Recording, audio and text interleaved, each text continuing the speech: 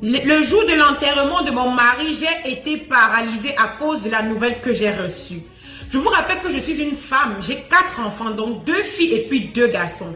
Et ces 2 filles et ces 2 garçons, je les ai eus dans le mariage. Mon mari a toujours été comme un mec exemplaire, un type d'honneur, un monsieur exemplaire. Mais chères femmes, attendez-vous à tout dans le mariage, dans votre vie que vous voyez là.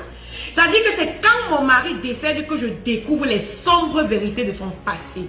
Mon mari, comme vous le voyez, j'ai rencontré mon mari quand j'étais très jeune. Je ne l'ai pas fait très long. Et puis quand je l'ai rencontré, j'avais ma meilleure amie. C'est-à-dire que quand ma meilleure amie s'est mariée, j'étais là. Quand je me suis mariée, elle était là. Elle était déjà comme ma soeur. Ma mère connaissait ses parents et ses parents connaissaient mes parents. C'était déjà comme la famille. Je ne sais pas par où commencer. Donc, quand ça s'est produit, ça s'est passé comme ça, je refais un flashback dans le passé pour essayer de comprendre comment est-ce que ça a pu en arriver et pourquoi est-ce que ça a pu en arriver là. C'est là que je me rends compte que j'ai été tellement naïve, tellement j'ai fait confiance à mon amie que je ne me suis même pas posé la question une seconde pour savoir qui elle était en réalité. Voilà, ça on m'appelle, je vais faire court le jour du deuil. Vous savez, quand on finit le deuil, on finit tout ça. Mon mari est décédé, je ne sais pas trop, il avait de sous-poids, donc il avait beaucoup de poids. C'est ça qu'il a étouffé dans son sommeil et puis il est décédé. Paix à son âme. Même si je l'ai déjà pardonné, qu'il repose en paix. Donc, on m'appelle donc pour faire le tour du deuil. Je finis le tour du deuil comme d'habitude. Vous savez, je pense que quand mon mari est décédé, j'ai commencé à voir un peu, j'ai senti un peu la distance entre ma copine et moi. Mais vous savez, le deuil dans ma tête a fait de telle sorte que je ne gérais pas trop. Vous voyez, je ne me rendais même pas compte en fait. Je faisais que dire qu'elle est où elle est où. Et les gens répondaient qu'elle n'est pas venue, elle n'est pas venue et tout ça. Mais je n'ai pas, ça n'a pas trop attiré mon attention. Donc quand on m'appelle, mes enfants avaient déjà compris depuis. Donc quand mes enfants viennent m'appeler que maman t'appelle pour la lecture du testament, comme vous le savez tous très bien, parce que mon mari avait mis dans ses instructions que c'était après directement le deuil, on devait lire le testament. Moi, je m'en fous. À la base, j'ai les enfants avec mon mari, donc je sais que ce sont les biens qu'on a eu ensemble. Si c'est, il donne à mon fils ou à ma fille ou à mes enfants, moi, ça ne me gêne en rien. Donc, on commence la lecture du testament.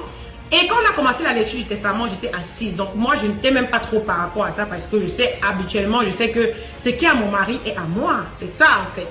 On commence à lire, on commence à voir sortir les phrases un peu, des phrases du palais de justice là.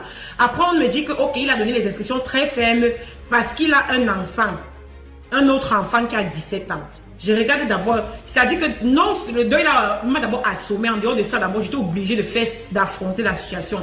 Et mes enfants n'ont pas voulu me dire, mais je pense qu'ils ont compris parce que apparemment, elle a fait son tour du deuil quand moi j'étais assise et j'étais en train de pleurer. Donc, je n'ai même pas vu passer. Je n'étais même pas au courant qu'elle devait faire le tour du deuil. On m'a dit qu'elle est là, elle est en train de faire le tour du deuil. Moi, je me dis que c'est par rapport à moi. Vous voyez qu'elle voulait s'excuser. Donc, quand elle arrive maintenant, on dit que telle chose, c'est pour mon fils, mon premier fils. Telle chose, c'est pour mon dernier, parce que les 2 premiers et derniers sont les garçons.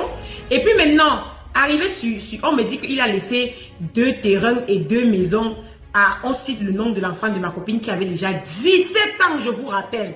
Donc, quand on cite le nom de l'enfant, là, moi, je regarde d'abord comme ça, mais comment même si mon mari veut donner quelque chose à l'enfant de ma copine, vous savez, ça a une fois réveillé mes sens. Au moins, il doit me donner mon avis, ou au moins, je dois être au courant. Même si il a tellement eu pitié d'elle parce qu'elle était veuve, je rappelle, laissez-moi vous rappeler que comment les femmes peuvent être. Je rappelle que ma copine était veuve. Et qu'elle aussi elle a eu les enfants avec son mari. Et après son mari, elle a rencontré un homme. Et elle a fait les 2 enfants. Les 2 enfants dont vous parlez là, le premier là, c'était l'enfant de mon mari apparemment. Donc, ma copine a fait un enfant qui avait 17 ans avec mon mari. Et on se parlait tous les jours comme si de rien n'était. Je n'avais jamais su. C'est quand mon mari est décédé que j'ai su ça. D'abord, j'ai commencé à avoir les palpitations. Et on m'a directement transféré à l'hôpital. Donc, à l'heure où je vous raconte ça, je suis paralysée dans une chaise pour vous raconter cette histoire. Et que faites très attention. Moi, j'étais tellement naïve. On a abusé de ma naïveté. Que dois-je faire? Que dois-je dire? À la base, c'était bien quand même. Mes enfants ont porté plainte, ils ont fait du mieux qu'ils ont pu. Mais l'enfant, c'est l'enfant du mari, en fait. Je sais pas si on se comprend. C'est son enfant. Il y a son nom sur l'acte de naissance. C'est pas comme si c'est un enfant qu'on est venu réclamer. Donc, il savait, en connaissance de cause, il avait écrit en sachant que c'était l'enfant de ma copine. Et ma copine, elle a commencé à faire comme si rien n'était. Le deuil est devenu le parler. Chacun y allait du tien. Chacun parlait. Chacun avait tout raconté au deuil là. Tellement j'étais dépassée. J'ai fait pratiquement 3 semaines dans le coma à cause de ça. Tellement j'étais dépassée. Mais je me suis dit en fait que dans la vie, il faut s'attendre à tout. Si dans ma tête, je m'étais préparée psychologiquement qu'un jour le mari, s'il va me tromper ou un jour, il va me faire ça, je ne serais jamais entrée dans cette situation. Aujourd'hui, je regrette parce que cette histoire m'a mis dans une crise terrible et je n'arrive même pas à marcher à cause de ça. Or, si psychologiquement, mes enfants, je m'étais préparée pour ça, je n'aurais jamais été confrontée à ce type de situation. Ma copine a fait comme si de rien n'était. Elle s'en foutait, elle ne gérait même pas d'ailleurs. Elle a même préféré régner son mari avec qui elle était actuellement, je veux dire son copain, avec qui elle a eu un enfant à cause des biens de mon mari. Elle n'était plus ma copine à l'heure là à cause des biens.